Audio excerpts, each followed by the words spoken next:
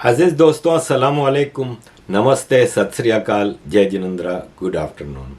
अजीज दोस्तों, अफ़गान मुहाजिरीन का मामला पाकिस्तान के कंट्रोल से बाहर होता जा रहा है। उसमें पाकिस्तान के अपने पठान ज़्यादा वायोलेंट की तरफ जा रहे हैं। उस पर मैं आ रहा हूँ। पहले दो तीन छोटी छोटी खबरें। एक साहब ने हमारे एक फॉलोअर हैं, सब्सक्राइबर हैं मेरे चैनल के, उन्होंने एक सवाल पूछा है, छोटा सा सवाल। मेरा ख्याल है पिछले एक हफ्ते में कोई 5-6 वीडियो बना चुका हूँ फ़लस्तीन इसराइल पे। अगर उन्होंने वो वीडियोस देखी हैं फिर भी उनकी समझ में नहीं आ रहा तो अब मैं उनको क्या समझाऊँ। सवाल उनका ये है कि फ़लस्तीन और इसराइल में मैं किसी की सपोर्ट नहीं कर रहा, लेकिन एक बात तो देखनी होगी ना कि फ़लस्तीनियों की ज़मीन छीन ली यहूदियों ने, तो वो अपनी ज़मीन के लिए, अपने देश के लिए लड़ रहे हैं। उनका मुल्क छीन लिया गया है। ये ऐसा ही है जैसे हमारे भगत सिंह जी और चंद्रशेखर आज़ाद जी, अंग्रेज़ उनको टेररिस्ट कहते थे लेकिन वो देश के लिए लड़ रहे थे। तो ऐसे ही फ़लस्तीन भी लड़ रहे हैं और अपने देश के लिए, और उनकी ज़मीन छीन ली गई है। तो आप मुझे ज़रा समझाएं। तो भाई साहब, आप आज सुबह जो मैंने वीडियो लगाई है वो देख ले। फिर उसमें मैंने डिटेल से समझाया है कि किसकी ज़मीन थी और किसका देश था और क्या था। फ़लस्तीनियों की ज़मीन, ये गज़ा का छोटा सा टुकड़ा है ना, वही थी। बाकी इसके अलावा कभी फ़लस्तीनियों की ज़मीन नहीं थी। अरब बसाए गए थे इधर, फ़लस्तीनी अरब भी नहीं है नस्लन। डिटेल में मैं अब इस पर ज़्यादा नहीं जानना चाह रहा। आप सुबह की वीडियो देख लें, उसमें मैं इसका पूरा कवर कर चुका हूँ। अजीज़ दोस्तों, नादरा पाकिस्तान का नेशनल डेटाबेस का जो इदारा होता है, जो पूरे पाकिस्तानियों के रिकॉर्ड रखता है, नेशनल आईडी कार्ड बनाना हो, पासपोर्ट बनाना हो, नादरा से बनता है। कहीं कोई टेररिस्ट ब्लो अप हो जाता है तो उसके फिंगरप्रिंट से फ़ौरन नादरा बता देता है कि कौन है, क्या है। काफ़ी एडवांस्ड ये वो है। नादरा के चेयरमैन के लिए हाजिर सर्विस लेफ्टिनेंट जनरल मुनीर अफसर अपॉइंट हो चुके हैं। हाजिर सर्विस, पहले तो रिटायर्ड लगाते थे, अब हाजिर सर्विस। इस वक्त ज़ियाउल हक और मुशर्रफ के मार्शल लॉ से ज़्यादा सख्त martial law general Asim Munir ने लगाया हुआ है। ये करंट सिचुएशन है पाकिस्तान की। हर छोटे से छोटी चीज़ इस वक्त आर्मी कर रही है कंट्रोल, और जो बूट चाट रहे हैं वो इस वक्त आर्मी ने उनको कुछ पावर दी हुई है।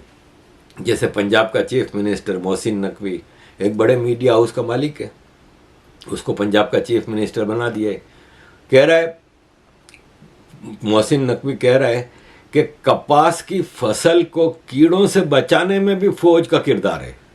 फौज ने कपास की, यानी कॉटन की जो फसल होती है, उसको कीड़ों से भी फौज ने बचाया है। अब आप इस हद तक बूट चाटोगे तो यही होगा। जो इनका काम है ना आर्मी का, सिक्योरिटी, वो नहीं कर पा रहे। क्वेटा में पाकिस्तान मिनरल डेवलपमेंट कॉरपोरेशन के प्रोजेक्ट मैनेजर की गाड़ी पे बम हमला, मैनेजर भी हलाक, उसका ड्राइवर जख्मी। ये सिक्योरिटी की करंट सिचुएशन है पाकिस्तान में।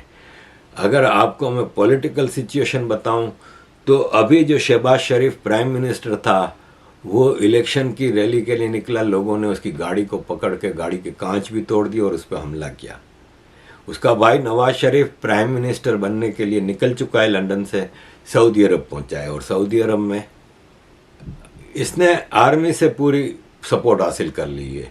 इसके इसाक डार जो इसका समधी है और फाइनेंस मिनिस्टर रहा है, और शहबाज शरीफ बार बार कह रहे हैं कि हमारा इस्टेब्लिशमेंट से बहुत अच्छा ताल्लुकात हैं, और इस बार नवाज शरीफ की सरकार आएगी तो इस्टेब्लिशमेंट के साथ मिल के हम आगे बढ़ेंगे। तो Nawaz Sharif establishment means army, army से डील करके उनके जूते बिल्कुल चाट के चमका के आ रहा है पाकिस्तान। नवाज शरीफ का इलेक्शन सिंबल है शेर, और ये ऐसा शेर है जो आर्मी के जूते चाट रहा है। ये कह रहा है कि मैं गरीब पाकिस्तानियों की तकदीर बदलने के लिए आ रहा हूँ। नवाज शरीफ गरीब पाकिस्तानियों की तकदीर बदलने के लिए वीआईपी बिजनेस क्लास की सीट पर बैठ के आया है। बेंटली कार में इसको एयरपोर्ट पहुंचाया गया लंदन के। अब ये सऊदी अरब में महलात में रहेगा। वहाँ से VIP business class, first class या इवन प्लेन चार्टर करा के गरीब पाकिस्तानियों के लिए ये पाकिस्तान में आएगा। इमरान खान जेल में फर्स्ट क्लास बैठा हुआ है। इमरान खान का तो लंबा ही अरसा गया है। एक फ़ायदा इमरान खान को हुआ कि इसके ड्रग्स की आदत शायद छूट गई है, क्योंकि जेल में शायद इसको ये फैसिलिटी अवेलेबल नहीं है। तो बाकी वो बैठा हुआ है और अब ये लंबा जाएगा, क्योंकि अभी अगले महीने इसको साइफ़र केस में सज़ा होगी। साइफ़र केस में सज़ाए मौत है, 14 साल की सज़ा है। इन दो में से एक सज़ा हो सकती है, लेकिन सज़ाए मौत इसको नहीं होगी, इसलिए कि ये पंजाबी है। पंजाबियों के लिए पाकिस्तान में सज़ाए मौत नहीं होती।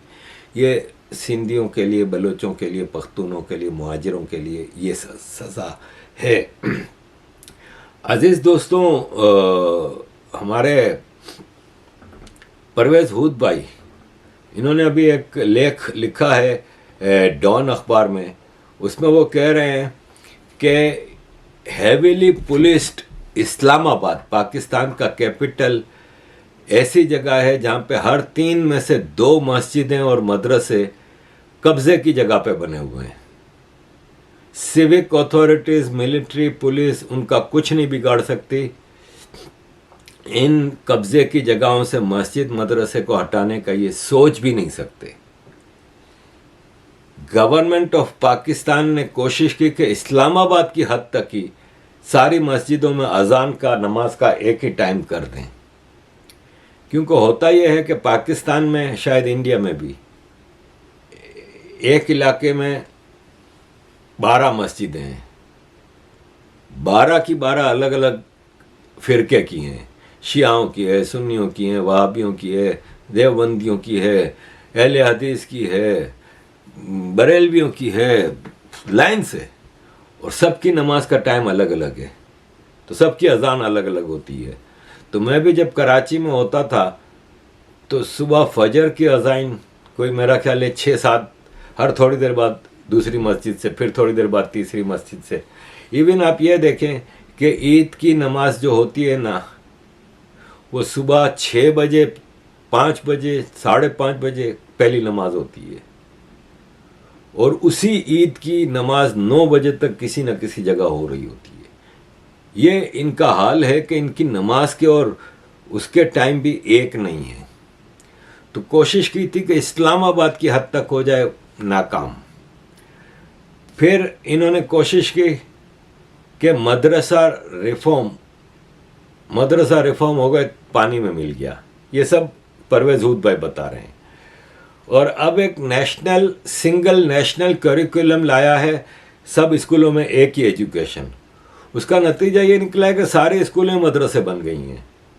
पहले तो मदरसे में ही नफ़रत की तालीम और एक्सट्रीम इस्लाम की तालीम दी जाती थी, अब सारे स्कूलों में वो तालीम दी गई है। कोशिश ये थी कि जो स्कूलों का करिकुलम है, सिलेबस है, वो मदरसों में भी लाया जाए। उल्टा ये हुआ कि मदरसों का सिलेबस स्कूलों में आ गया है।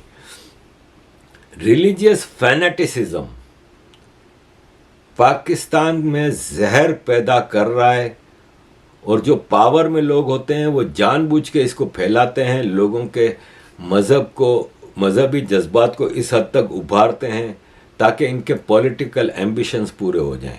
ये बड़े केयरफुली अल्फाज इस्तेमाल कर रहे हैं, क्योंकि बेचारे पाकिस्तान में रहते हैं ना, तो आर्मी कहीं भी नहीं कहे। पावरफुल लोग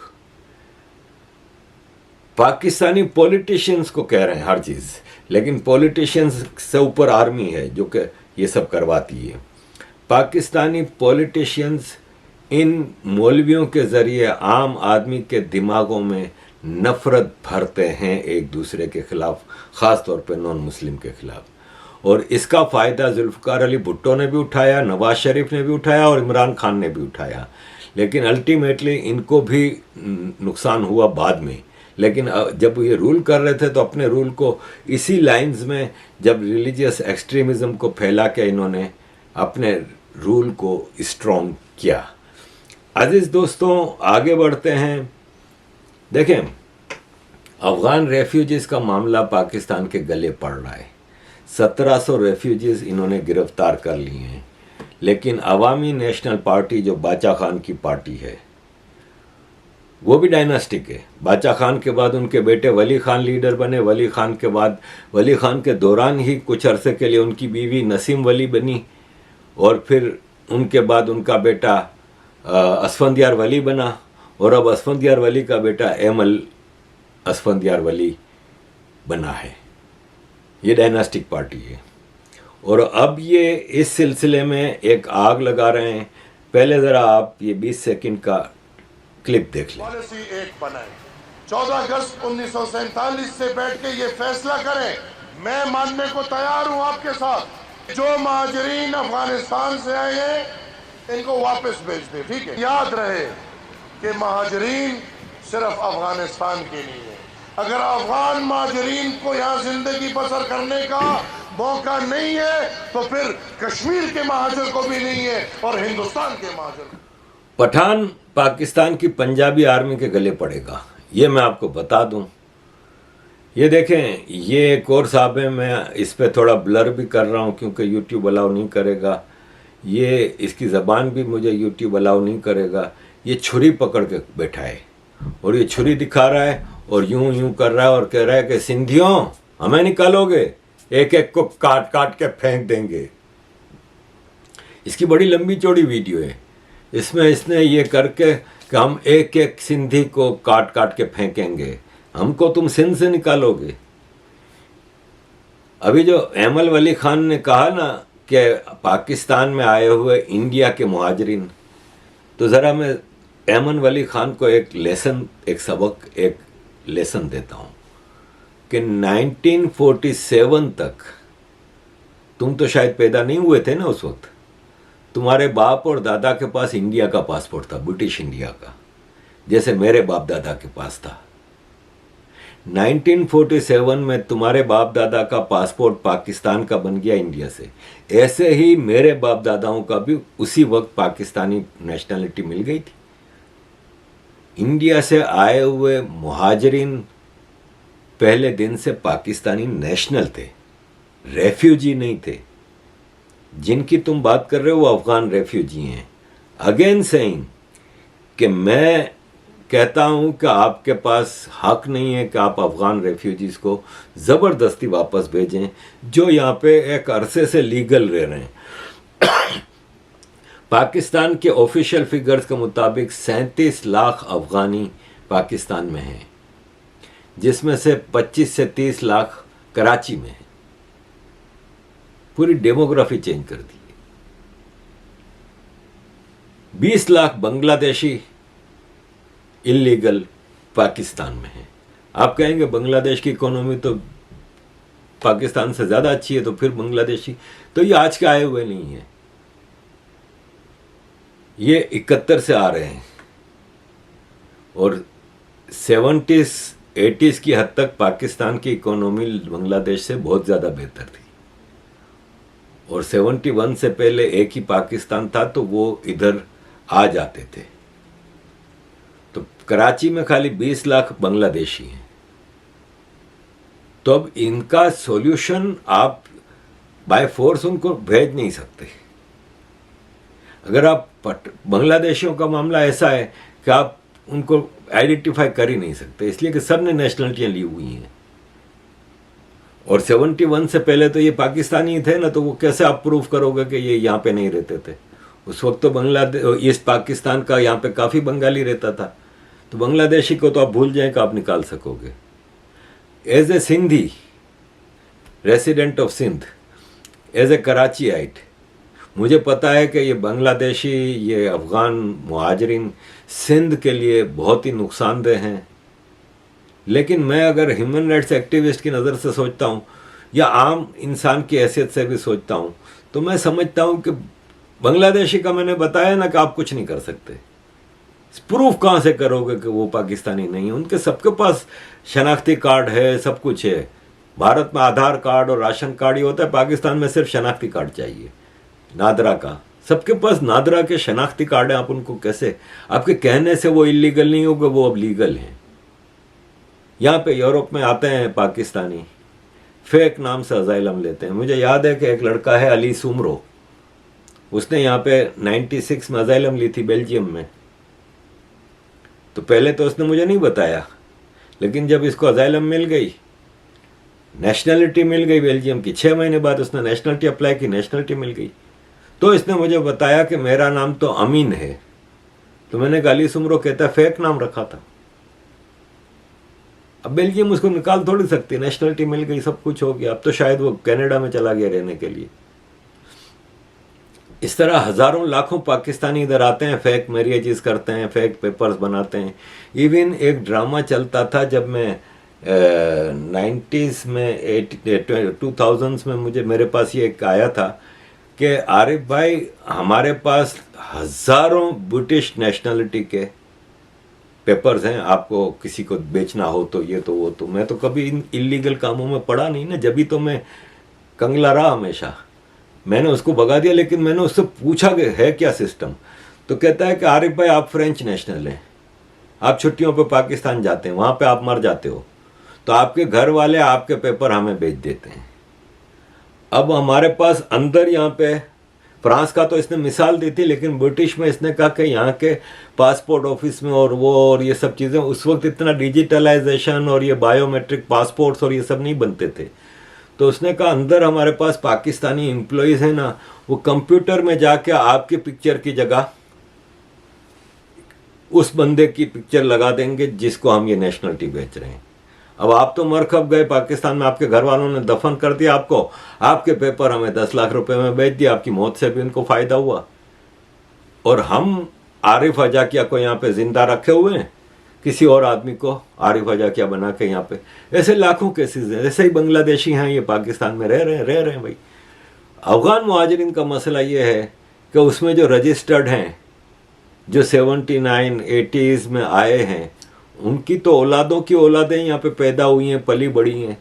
अफगानिस्तान में तो कंटिन्यूस वार थी, पाकिस्तान की छेड़ी हुई वार, तो वो लोग वहाँ पे वापस तो गए नहीं, कभी भी नहीं गए, उनको पता ही नहीं कि अफगानिस्तान कैसा है क्या है, वो यहीं पैदा हुए, यहीं पले बड़े। अब ह्यूमैनिटेरियन ग्राउंड्स पे बनता है कि आप इनको ना निकालें, लेकिन आप निकाल रहे हैं। तो अभी मैंने जो 2 पठानों की आपको वीडियोस दिखाई हैं, ऐसे सारा पठान, महमूद खान अचकजई जो बलोचिस्तान के पठानों का लीडर है, वो भी यही पॉइंट ऑफ व्यू रख रहा है।